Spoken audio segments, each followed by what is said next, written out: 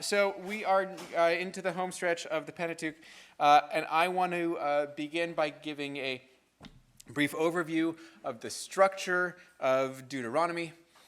Virtually, as I'm sure you know, virtually the entire book of Deuteronomy is Moses' final speech to the Israelites, right after about 45 years of his life dedicated to the service of his people. He's going to address them one last time before he, see where I know there's people who get it, before he leaves them to figure things out for themselves moving forward. Right? This is Moses, as they say, teaching them how to say goodbye. I get like 35% of the classes with me. Okay. Ask your friends if you're not. This all begins by situating us, the text begins by situating us in the overarching story. We are on the other side of the Jordan, other from Canaan where we sit. We're on the other side of the Jordan, that is in the Transjordan, after the defeats of Sihon and Og, and that is where Moses presents this teaching.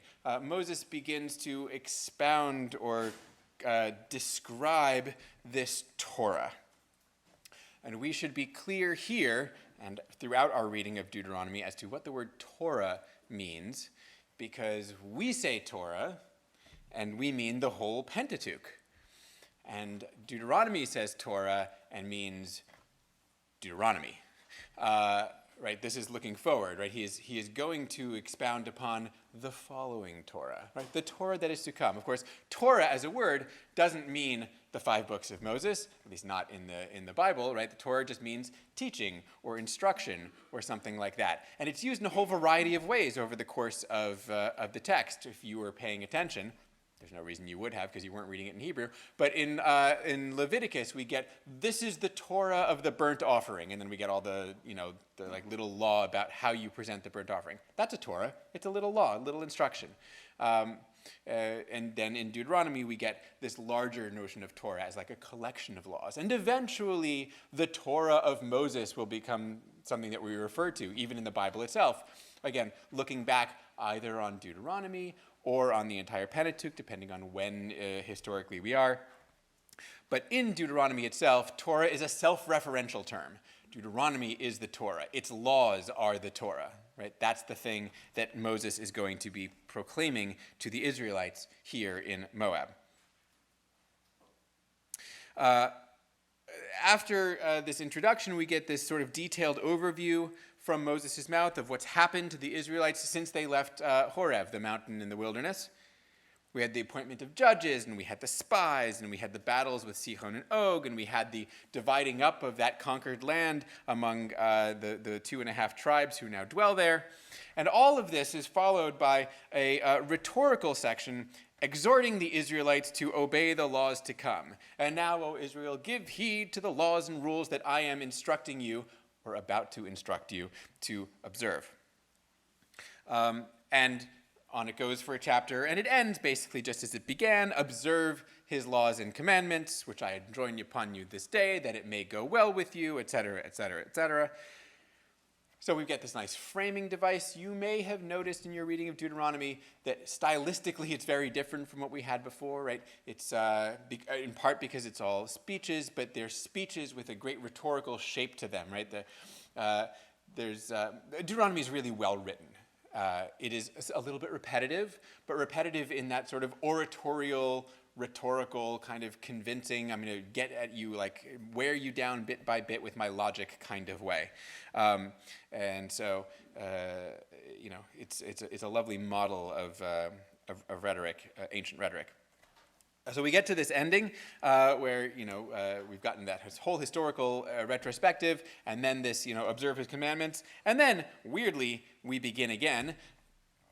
This is the Torah that Moses set before the Israelites. These are the decrees and laws and rules that Moses suddenly, we are resituated in the overall story, right? The Israelites had taken possession of his country, that is Sihon's, and that of Og. And, so we get this, we get sort of a second start to the whole thing. But then instead of going back through the same events that we went through before, all the stuff that happened from Horeb to the present, we really get into the story of the covenant at Horeb. And so we get a whole chapter of the Decalogue, among other things. After which we get another rhetorical section, which again opens with language similar to the previous one in chapter 4. Right?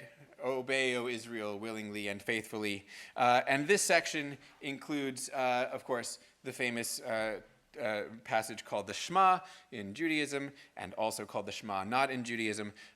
Hear, O Israel, the Lord is our God, the Lord is one. And then you shall love the Lord your God with all your heart and all your soul and all your might. And if I were so inclined, I would tell you that none of this means what you think it means, or at least not quite. All right, I'll do it for like a minute. I wasn't planning to, but since I'm here. Okay. The Lord is our God, the Lord is one. Probably is not a statement about monotheism, right? Is not a statement saying there is only one God, right? It is to say, in any case, however you might construe it, and there are many ways that people take it, it probably has something to do with the notion that we have only one that we worship, right? Remember, think about this every time. I've told you this before, right? When you see the Lord, you want to hear the proper name, right? Yahweh is our God, right? Is different, right? Yahweh's our God, not another God. Yahweh is our God. Right? Yahweh is one, not alone, right? Doesn't say Yahweh is the only. That's a different word. Yahweh is one. Maybe thinking about the very common ancient Near Eastern sort of theology or theological understanding of gods as being manifest in different places. We, in fact, have archaeologically we have like inscriptions that talk about, this is the Yahweh of, I pray to the Yahweh of Samaria. I pray to the Yahweh of the south, which is very much a sort of thing we see also with other gods, right? The Baal of wherever, or the Baal of here. As if the deity is sort of split up into various manifestations at different places. No. Our God, Yahweh, is one, right? Which, when you think about Deuteronomy's, and I'll get to this in a second, when you think about Deuteronomy's insistence on there being one place of worship, and like centralization of worship in Deuteronomy, the argument that no, there are not multiple Yahweh manifestations, there's only one, and only one place where you can worship, makes a little bit of sense. What else can I destroy in here? Love. You shall love the Lord your God with all your heart. I went too far, because heart is another one. Love here. One of the things I'm about to talk about at length is that Deuteronomy, and you would have read this in your textbook, Deuteronomy is structured like an ancient Near Eastern treaty. And the word love here appears also in plenty of ancient Near Eastern treaties, where it does not mean emotional love. Love means, love is something that the lower party, right, the vassal shows to the suzerain, to the powerful party. It just means obedience, right? We should always be wary of importing our own senses and sensory language and emotional language into the ancient world, right? When we say love, we don't necessarily mean the same thing that they meant when they said the word that we translate love. Right? And this, which is not to say we don't always mean that, but it's worth thinking, right, when Deuteronomy says, you shall love the Lord your God, does it mean emotional, or is it alluding to the kind of common treaty language, right? You shall love, you shall be obedient to, right? You shall, it's that kind of, I would say that kind of love, but that's not a kind of love, it's just a different word. And with all your heart and all your soul and all your might, I don't like heart or soul there. Yes, the word heart there is the word in Hebrew lev that we often translate as heart. But again, and I may have said this the other day, the heart in the Bible and in ancient Israel and in actually much of the ancient Near East, the heart was not the seat of emotion. The heart was understood to be the seat of, like, thinking. The liver is the seat of emotion.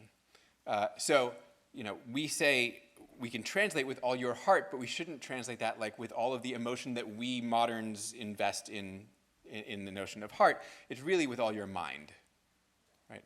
And with all your soul, the word nephesh here, which is often translated as soul, should basically never be. I'm not sure that was an idea that they had. This really means like with all your being, all your person, something like that. Might I can live with. Okay, did I do enough about this famous verse? Probably done for now. The next verse. No, I'm kidding. Okay. So we get this famous statement that I've just unpacked a little bit, and then we get a rationale for the laws. When, in time to come, your children ask you, what the hell is up with all of these laws that we have to do, you say to your kids, oh, well, we were slaves and God freed us. Again, the rationale for obeying the laws is God took us out of Egypt, so we obey God's laws. Right? Yahweh took us out of Egypt, so we do the things that Yahweh tells us to. And then we return to the Horeb story. We get the tablets, we get the golden calf, we get the making of the second set of tablets. And then we get one final lengthy rhetorical section. And now, O Israel, what does the Lord your God demand of you? And that goes on for a couple of chapters of, convincing the people to obey. Again, I'm just giving broad structural stuff here. And then we get the laws from chapters 12 through 26. These, starting here in chapter 12, are the laws and the rules that you must carefully observe in the land that the Lord, the God of your fathers, is giving you to possess as long as you live on earth. Right. 15 chapters of law follow. I'll get back to them. After the laws, we get some instructions about what you do after you cross the Jordan. I want you to set up some pillars. I want you to write these laws on them. I want you to build an altar. I want you to stand on a mountain, and I want you to recite some curses, and everyone says amen, and that'll be fun. And then come this amazing chapter 28, with its blessings for if you obey the laws. Right here are the wonderful blessings you'll get. And those last for a few short verses. And then we get... really, like 7 times as long curses for if you screw it up. If you do not obey the Lord, then all these curses shall come upon you. And then they clearly had such a good time here, right? It's just like 40 verses of like the convoluted bits of curses, some of which are I think particularly good. In terms of sort of like them being creative in their curse construction. If you pay your bride price for a wife, another man shall enjoy her. This is a good one, the Lord will inflict extraordinary plagues upon you and your offspring, strange and lasting plagues, malignant and chronic diseases, right? Like it's It's just they're clearly having fun. Moreover, all the other diseases and plagues that aren't mentioned in this Torah, it's like, I'm sure there are some I can think of. Those two, it's going to be bad. This one is just really well written, I think. In the morning, you're going to wish it were evening. In the evening, you'll wish it were morning. It's a little Job-like in its devastation, right? Because of what your heart shall dread and your eyes shall see. And then the Lord will send you back to Egypt. But I told you could never go back there again, but I'm going to send you back there myself, and you're going to offer yourself for sale to your enemies as slaves, right? I'll say I'll come back and do it and work for you again, like I did back in the thing that I was taken from, but none will buy. It's like vicious. Okay,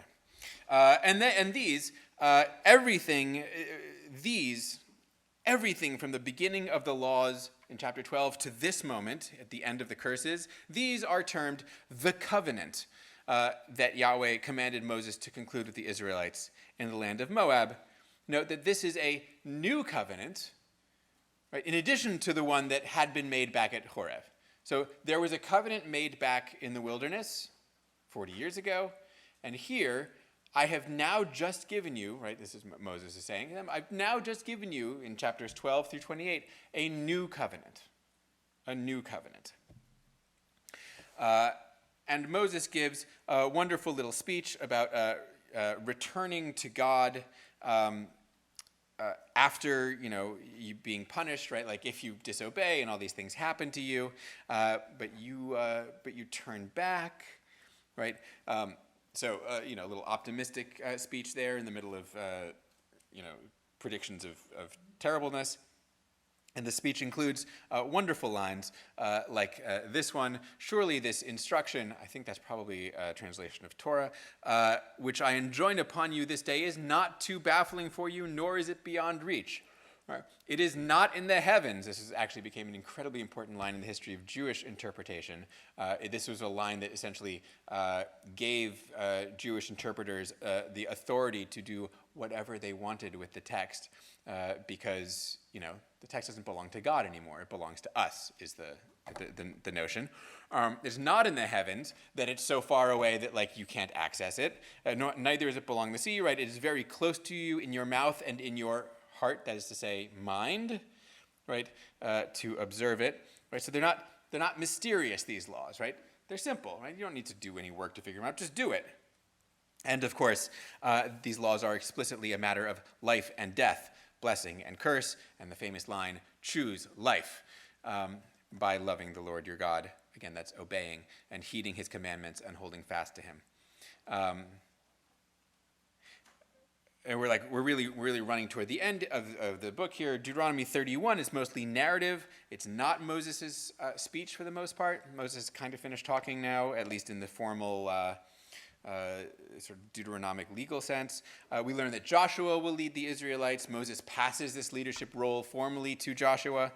And it says, Moses wrote down this Torah, which is a perfectly reasonable line within the structure of Deuteronomy, right? He's just recited to them this whole Torah, right? Chapters 12 through 28, the laws, the curses, and now Moses writes it down as one does. As the Ten Commandments were written down, as the Covenant Code was written down, you write down laws.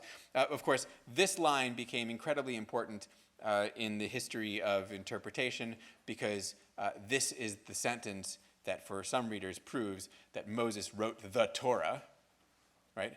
Because they said, when I say Torah, I mean Genesis through Deuteronomy. So it says Moses wrote down this Torah, Moses wrote the Torah, right? But that's not what it means in its context, right? In its literary context, it means Moses wrote down this Torah, right? The one that's in the story I'm talking about. Okay. And then as for this Torah that he writes down, the Israelites are supposed to recite it every 7 years. They're supposed to recite it every 7 years publicly. God tells Moses that some stuff's going to happen pretty soon in the future, right? You're about to die, and as soon as you die, these people are not going to do well. They're not so good. They are going to go astray. They're going to forsake me. They're going to break my covenant. Right? That's terrific. That's a cheery note to end on. And then Moses tells the Levites to take the Torah, take this thing I've just written, and put it beside the ark, and as a witness there against you. And then Moses gathers the people so he can give them a final word. And then we have a couple of final words. We have the two long poems of chapters 32 and 33. And then Moses dies and is buried, and you've reached the end of the Pentateuch and a source of Deuteronomy. Okay, again, that was just my not evidently so brief overview of the structure of the book. Now, as I said before, and now I'm coming back to it, it's important to note that Deuteronomy is written is written as a covenant, right? Deuteronomy self-evidently proclaims itself to be a covenant. Again, these are the terms of the covenant which the Lord commanded Moses to conclude with the Israelites. This is said repeatedly. Observe faithfully all the terms of this covenant. The Lord will single them out in accordance with all the sanctions of the covenant recorded in this book of Torah. Okay. It's a covenant. This covenant is, in fact, a treaty, as I said before. It is like the treaties made between kings, or suzerains, and vassals across the ancient Near East. And what is not apparent upon first reading, unless you are familiar with the genre of text you're looking at, is that the form of Deuteronomy replicates the form of the ancient Near Eastern treaty, particularly Hittite vassal treaties and Assyrian vassal treaties. The basic form of the treaty in the ancient Near East is like this. There's a preamble, followed by a historical prologue. So again, think of this as like it's a king and the people he's just conquered. That's usually how this happens. So a preamble, I am whoever, king of whatever, and a historical prologue. Remember when I conquered you last year? And then basic stipulations of allegiance. Since I conquered you, you'd probably better do all the things I say. And then the terms of the treaty. Here's the things I say you have to do, right? Pay me, 40 shekels a year or whatever it is. There's an invocation of witnesses. I call upon heaven and earth you will never violate this. There's blessings and curses. If you act correct, if you keep this treaty, then I will be nice to you. And if you break the treaty, I will conquer you again. Then there's an oath. I swear by whoever, and I make you swear by whoever. And then there's the deposit of the treaty in an important location, right? A copy of this treaty, the treaties themselves say, shall be placed in the temple of whatever, my God, and in the temple of whoever, your God, right? As witnesses of the treaty making. There's the stipulation for the periodic reading of the treaty. This treaty shall be read aloud every year at the, King's Festival of, cornhole. And we'll as a reminder of how important it is. And then provisions for copies, right? A copy of this shall be kept on file here, a copy of this shall be kept in my archives, and that's what an ancient Near Eastern treaty looks like. Deuteronomy, you may already recognize, has all of these features. Right? It has a preamble. These are the words that Moses addressed to all Israel on the other side of the Jordan. It has a historical prologue, right, beginning in the first few verses of Deuteronomy 1, right? Hey, remember back at Horeb when God said this? And then I'm going to go on and talk history for 3 chapters. It has basic stipulations of allegiance, right? Give heed to the laws and rules. It has the terms of the treaty. These are the laws and the rules that you must carefully observe. It has the invocation of witnesses. I call heaven and earth this day to witness against you. It has, of course, blessings and curses. We just sort of went over those in Deuteronomy 28. It has the oath. I make this covenant. It has the deposit of the written treaty. Take this book and place it beside the ark. It has the periodic reading every 7th year at the Festival of Booths. It has the provision for duplicates and copies. The king is supposed to have a copy written for him on a scroll. Right. Deuteronomy has all of the structure and all of the elements of an ancient Near Eastern treaty, which, again, should, recognizing the genre of text tells us something about what's being communicated in it. Why is it, they chose, right? Deuteronomy, in a way that, for example, the priestly laws aren't, right, is written as a treaty. Why? What is it communicating that it does that? I think the message, at least a significant part of it, is clear. Right? Israel is obligated to Yahweh the same way that a conquered people is obligated to its conqueror. Right? Again, to think about, what does this say? There are 2 things we might think about this as. What does it say about the relationship between Israel and Yahweh? Right? Again, we think language of love, right? You are to love God, and God loves you. But when we recognize that love is in fact technical treaty language, right? The relationship may, in fact, as I have been suggesting, I think throughout, be one less of love and one more of obligation and duty. God took you out of Egypt, therefore, right, you must. And on the other side of the coin, we will note that this is a treaty in which Israel, the conquered people, is obedient not to a human king, right? In the form of the treaty, God, Yahweh, has replaced the king, right? Which says something, which may say something about Israel holding theological allegiances more powerful than political ones, if we chose to read it that way. Okay. I want to spend a little bit of time now with the laws themselves. In the course of what I'm about to do, some laws will flip by very quickly, and you should be able to get a sense from where I sort of land and spend a little bit of time, which ones are actually important. But I'm going to put a bunch of them on the board. Don't freak out, right? You'll be able to tell which ones matter, by which I mean might be on the exam. Okay. So the laws are obviously the central feature of Deuteronomy. 15 chapters of laws right in the center of it. And it's, of course, here that Deuteronomy tells us what is of most importance, since, of course, virtually everything in the historical prologue is telling us stuff that we already knew because it happened already. I'll talk more about that next time. The laws are the new thing here, at least according to the author of Deuteronomy. So you'll notice, though, according to D, right, the source D or the Deuteronomy, the Israelites, according to its own story, have never heard full-scale law before. They heard the Ten Commandments at Horeb, but that's all they heard. And the story in Deuteronomy tells us that God then proceeded after the Ten Commandments to give Israel these laws, the laws of Deuteronomy, but Moses didn't tell them to the Israelites at that time. Right? So right, we have the story of the Israelites being like, hearing the Ten Commandments and being like, "Oof, Moses, you go like talk to God. We're scared. You go hear whatever God has to say." And Moses is like, "Cool," and goes up the mountain and gets laws, and then puts them in his pocket for 40 years until such time as the Israelites were about to enter the land. And only now that they are on the cusp of entering the land will Moses tell them the laws that he heard, which are indeed about stuff that's going to happen when they enter the land.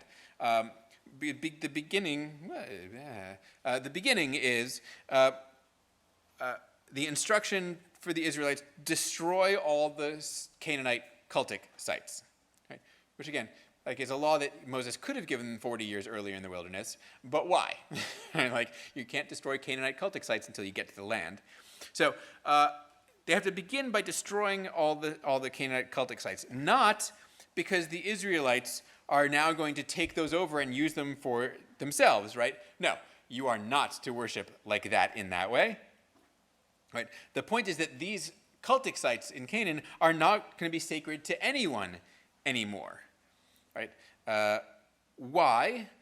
Why are we desacralizing all of the Canaanite cultic sites? And here, when we get to the answer, we realize that like this wasn't really about the Canaanite sites at all. That's just sort of like the setup for what's coming, which is Israel will have only one central cultic site. This is what is known as the law of centralization.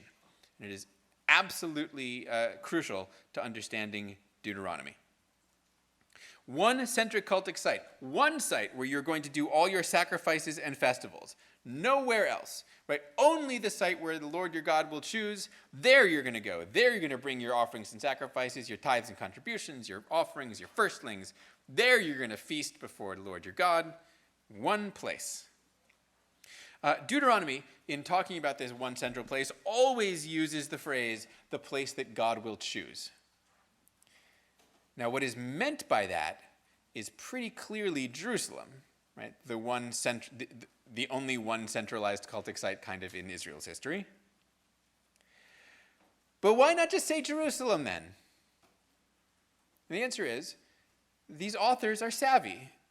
They know what they're doing, right? They understand that Jerusalem, not just the temple, but even the city itself hasn't been built or conquered at this point. It's not right? The story is set with the Israelites in Canaan.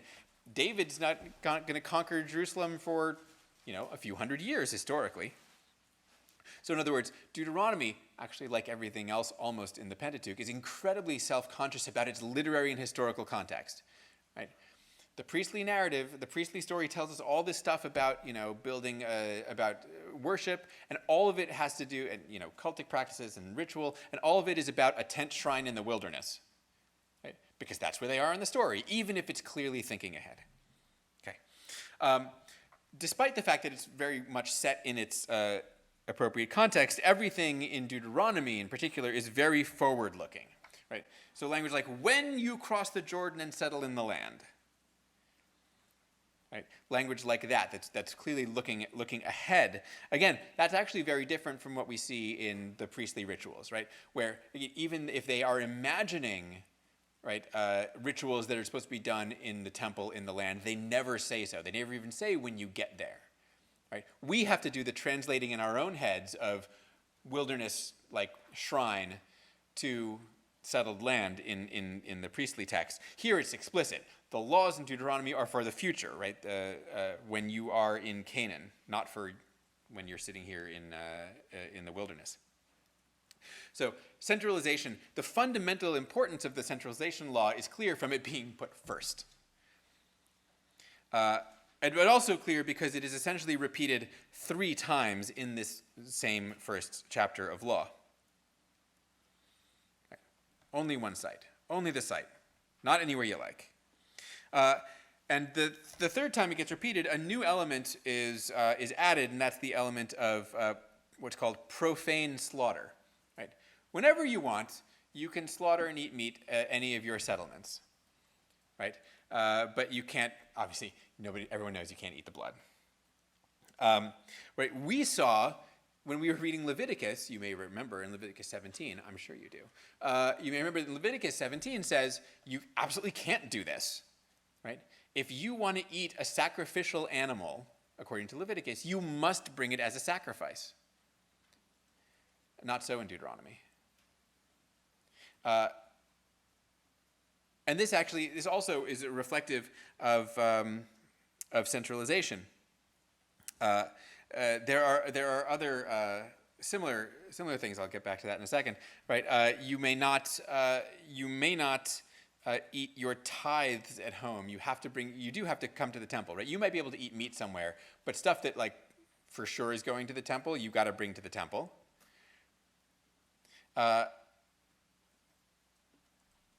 This law about profane slaughter is also given twice in a row, suggesting that it is important.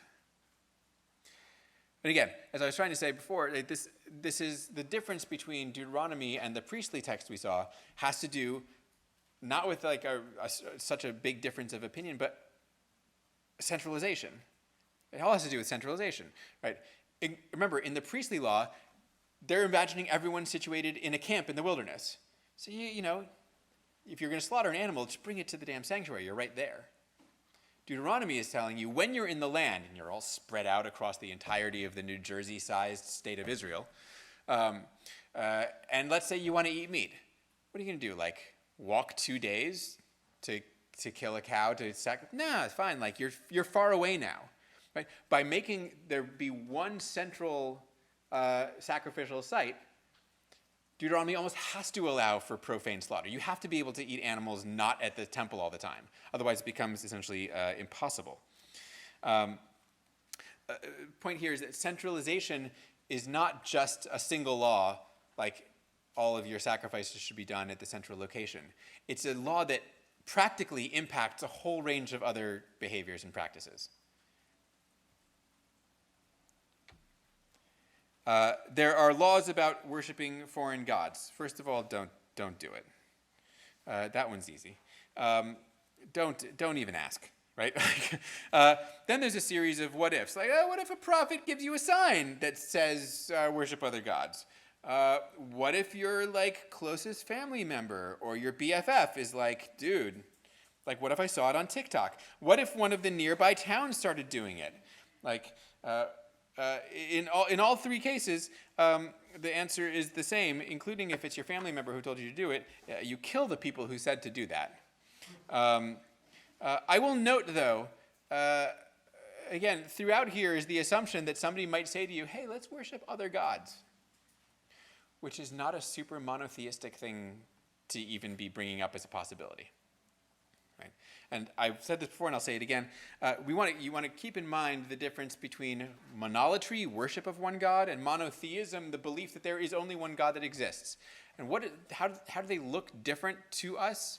Right? We tend to read everything monotheistically because we're monotheistic. And we think that we're monotheistic. Judaism and Christianity are monotheistic. Surely the Bible is monotheistic, but the Bible is not Judaism or Christianity. Right? And most of the Bible is not monotheistic.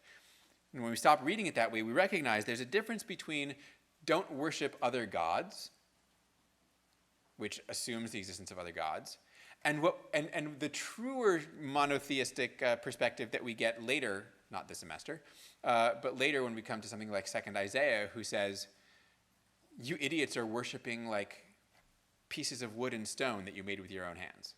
Right? That's monotheism, right? I'm denying even the divine reality of the thing that you're calling a god, as opposed to saying, stop worshiping that. Right? There's a difference there. Okay, we get kosher laws. We get the tithe law. See how fast that went by? It's not going to be on the exam. The tithe law, right? A tenth of everything that you have goes to God, is brought to the temple. And again, centralization comes into play with this, because then we say, oh, look, if you're too far away to bring an animal, right, like, it's a pain to have to, if you're tithing whatever, 1/10 of your cattle, it's not very convenient to have to bring all that cattle. Fine, you can bring money instead. That's fine. You bring money, we'll buy cattle with it. Fine. But see, again, centralization has practical effects on how a lot of stuff gets practiced. There are laws about the seventh year, about the sabbatical, which are both utopian and practical in contradictory ways. First, we're told, there will be no needy Israelites if you follow God's laws. That's utopian. Right? But if there does happen to be one, somehow, then we have to treat them well, right? And a wonderful sort of recognition. You can't, right? When I say treat the poor among you well, you can't be like, well, the sabbatical year is coming up. I'll just wait until that, and then it'll all go away. Nope, right? You have to. Right, you have to be. It's like the author understood the obvious problem with the sabbatical law. Is like, oh, you've disincentivized anyone to be nice because it's like it's going to happen anyway. And this author was like, no, you have to be a decent human being. And along with there will be no needy, but maybe there might be one. We're told there will never cease to be needy ones, which may be a recognition that like the only way there will be no needy is if everybody obeys the laws, and probably that's not going to happen. So probably there's going to be needy people all the time. So be good to them. Then we get a festival calendar. You'll note that there are 3 mandated appearances before God, 3 pilgrimage festivals. The Feast of Unleavened Bread, which is here called the Feast of Unleavened Bread, not Passover. And I remember I said back, however long ago it was, forever, when I was saying that there's a distinction between the Passover sacrifice and the Passover ritual and the unleavened bread ritual. So here, right, Passover's not mentioned. It's the unleavened bread that's the again, essentially agricultural festival. The Shavuot, weeks, and Sukkot, booths. We get laws about the courts, right? This one happens to be relatively famous, right? You shall not take bribes. Justice shall you pursue. We get, and obviously if somebody breaks laws, we have rules about trials, right? This sort of civic law is kind of new in a sense in our reading. There have to be 2 witnesses for capital cases. 1 isn't enough. This is obviously a wonderful thing meant to prevent false testimony and other with terrible outcomes. And of course, you may be familiar with the law that in a capital case, the witnesses have to be the first ones to throw the stones to put the person to death. So you would better be sure you know what you are saying and you're confident in your testimony when you testify in such a way. Then we get the important, important law of the king in chapter 17. If you decide to have a king, it begins. If you say, I guess we'll have a king. So note again that this is all couched in the future, right? Deuteronomy is set in the wilderness, right? There is no king. There's just Moses. And even though for sure the text is written in a time when there were kings, right? It's like pretending it doesn't know that, right? It's not like I'm not presuming to know that you're eventually going to have a king, but if maybe it should happen, right? So if you decide to have a king, you go ahead, be my guest. I, God, get to choose your king. And the king has certain restrictions. Can't have many horses. Can't buy many horses. Can't have many wives. Can't have too much wealth. These all seem like the whole reason you'd want to become king in the first place, damn it. What these really all are, just to do a tiny bit of giveaway for much later, this all really just describes Solomon. So it's weird maybe for us at this juncture in the class to think about like, why is Deuteronomy like saying something that looks kind of nasty about Solomon? We'll get there, but that's what's happening. The king is going to have a copy of this law, the one you're reading right now that includes this law, the one you're reading right now, is going to have a copy of this law beside him at all times, so he should follow it always, you know, because like every king loves to just like keep the law next to them and be like, checking their behavior against it all the time. And of course, by following the law, the king can ensure that his royal line never ceases, which may be what we call foreshadowing. Then we have laws about the Levites. According to Deuteronomy, the Levites live among the Israelites, right? Scattered amongst them. They have no land holdings of their own. They depend on donations from others. This is pretty much what everybody agrees on. D repeatedly instructs the Israelites to care for the Levites. They're lumped in regularly with the stranger and the widow and the orphan, right? The vulnerable categories of ancient Israelite society. So whenever anyone offers a sacrifice, the Levites get the shoulder and the cheeks and the stomach, and also the first fruits and the first shearing of the sheep. And if a local Levite decides, I'd like to go work in the temple, right, the place that the Lord has chosen, right, he's welcome to do so and can serve there. This whole cluster of laws about the Levites kind of opens the window on some of the realities behind the laws of Deuteronomy. Right? Deuteronomy, as it calls for centralization, is clearly assuming a situation in which there were many local Israelite sanctuaries. Right? You don't call for centralization when there's already only one. Right? So it's based in a time when yet there seemed to be like lots of local Israelite sanctuaries. And these Levites would be, right, the local priests. Right? They're the priests who serve in their local sanctuaries. But of course, what D has done is said, okay, basically you're all out of a job, right? Because I'm closing down all of the local sanctuaries. Everybody's got to come worship in Jerusalem, the place where God will choose. So what D says is, so look, I've just unemployed you, but I'm willing to offer you a good job at a fair wage, just like in the one place that now remains open, right? It's like you closed down every McDonald's and you told every McDonald's employee, okay, there's only one now, but you're all welcome to have a job there. It's just going to be the biggest McDonald's on earth. Fine. Like, that's what's happening here.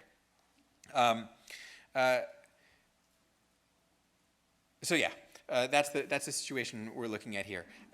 You'll notice again how different this all is from the picture in P. Remember that in the priestly text, we just did this last week, in the priestly text, the Levites aren't priests. They are like priestly servants. They don't get to touch the sacrifices. They don't get to do any of the things. They just pick up and pack up the tabernacle. Right? The Levites, in the priestly text, the Levites don't get any share of the sacrifices. Right? The Levites only get some of the tithe, right? So Israelites tithe to the sanctuary, and the Levites, the temple servants, get the tithe. But the Levites then have to tithe their tithe back to the priests, right? According to P, right? Which is obviously looking out for the priests. Here in Deuteronomy, all priests are Levites. There's not multiple categories, and vice versa, right? There's no hierarchy of like Levites and higher class priests. They're all Levites are priests. So you see we have these not so agreeing images or depictions of Levites in ancient Israel, and you might say, so what was the actual truth of the situation? And I think the answer is we're not entirely sure, but it's probably much closer to what Deuteronomy is envisioning. The Levites would have been the priestly class, right, of local priests. And as has been the case for time immemorial, right, priests tend not to be landowners, right? The land may be owned by sanctuaries, but for the most part, the priests themselves are not landowning. And so, but it is a hereditary position, right? You're a priest because your parent was a priest. In the same way that you own land here because your parent owned land here. So you can see how, if you squint your eyes enough, like a profession could come, a profession that exists everywhere throughout the land, right? Every place has a sanctuary. A profession could come to be understood as essentially a kin group like a tribe, right? So Levites, this profession, became sort of lumped in with the tribal groupings of the rest of Israel. But probably, I think, were, as I said, the local priests who operated all the local sanctuaries around Israel until the time when those local sanctuaries were shut down, which is what D is advocating for here. Okay, I am going to hustle through the end here. We get the law about the prophets. The Lord your God will raise up for you a prophet from among your own people, like myself, so says Moses. And then, with the recall of the Horeb thing, basically all admitting the problem of prophecy, which is how do you know what's true and what's false? And the answer is, if the prophecy comes true, then the prophecy was true, which is super useful. But also as a reminder that, that prophecy actually, I don't think they understood as being used to predict the future quite, because it doesn't really work if you do that. We have the law about the cities of refuge. Again, this takes into account the law of centralization. If somebody needed sanctuary in ancient Israel, they would go to their local sanctuary, right? That's why we call it sanctuary. But once Deuteronomy says there aren't local sanctuaries anymore, there's only one central sanctuary, that could be very far away indeed. So D has to establish cities, right, that serve the same purpose scattered around Israel, right, because he's gotten rid of all of the sanctuaries that used to do that. Then there are laws about war. I'm almost done going through the laws, right? Who is exempt from going to war? Those who have a new house, a new vineyard, a new wife. That's nice. Like, that's actually quite thoughtful. Anyone who is afraid, that's probably just good, like, warfare practice, I imagine.